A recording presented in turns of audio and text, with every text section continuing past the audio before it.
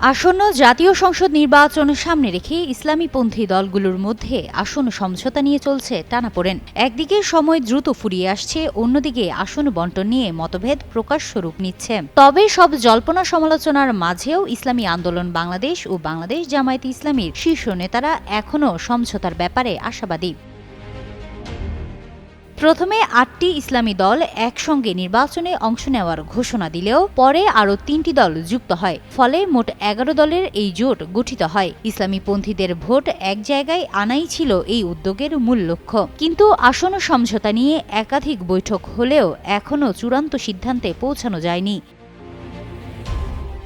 নির্বাচন কমিশনের তফসিল অনুযায়ী ৯ জানুয়ারি বিকাল ৪টা পর্যন্ত মনোনয়ন প্রত্যাহারের সুযোগ রয়েছে। ফলে আসন নিয়ে চূড়ান্ত সিদ্ধান্ত নিতে হাতে সময় আছে মাত্র কয়েকদিন।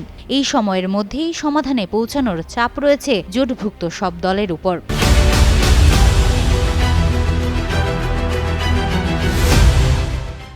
সংশ্লিষ্ট সূত্র জানায়, ইসলামী আন্দোলন বাংলাদেশ প্রথমে ২৭২টি আসনে মনোনয়নপত্র জমা দেয়। অন্যদিকে জামায়াতে ইসলামী ১৯০টি আসনে প্রার্থী রাখতে আগ্রহ দেখালেও বাস্তবে তারাও ২৭৬টি আসনে মনোনয়ন জমা দিয়েছে। সমঝোতার আলোচনায় ইসলামী আন্দোলনের জন্য ৩৫টি আসন রাখার প্রস্তাব এলেও দলটি তা মানতে রাজি হয়নি। তাদের দাবি ন্যূনতম ১২০ থেকে ১৫০ আসন। দলটির নায়েবে আমির মুফতি ফয়জুল করিম প্রকাশ্যে এই দাবি তুলে ধরে ৩৫ আসনের প্রস্তাবকে অসম্মানজনক বলে মন্তব্য করেন, যা জোটে উত্তেজনা আরও বাড়িয়ে দেয়।